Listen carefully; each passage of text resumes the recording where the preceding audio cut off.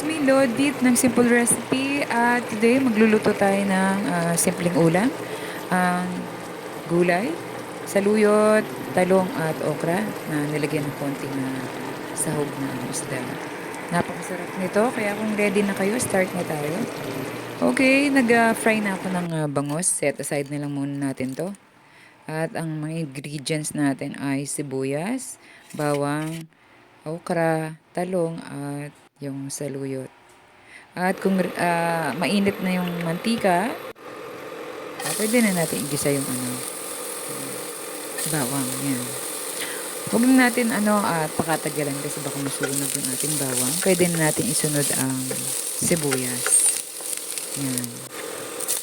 At pagkatapos ng sibuyas, lagay tayo ng isang kutsaritang bagong alamang.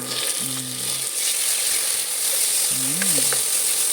Yung bagong alamang, nakagisa na to eh. Kasi nagigisa ka. Ngayon, lagyan natin yung gulay na okra at saka talong. Itong okra ay isang tali. At yung talong ay dalawa pero hindi kalakihan. Ngayon, lagyan tayo ng tubig, isang cup. At depende na lang maya-maya kung kulang siya, dagdag tayo.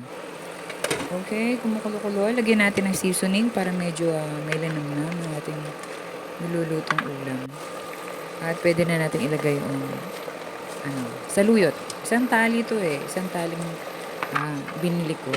Meron ako nakita nagtitinda na matanda na babae doon sa gilid. Malapit sa palengke. Kaya yan. Binilan ko siya. Para naman makatulong tayo. Sigurado to mga tanim nila. Kasi ganyan yung mga tinda. Ayan, nagdagdag ako ng ng kalahating cup ng tubig. Kasi parang medyo kulang siya. Para yung lasa ng gulay. Ayan, nagdagdag din ako ng asin kasi medyo matabang siya. Iluin lang natin. Hayaan lang natin na kumulo hanggang sa maluto yung ating gulay. At ilagay na rin natin yung yung bangos na pinarito. Takpan natin para habang kumukulo, na-absorb ng gulay yung ating lasa ng isda. Yan!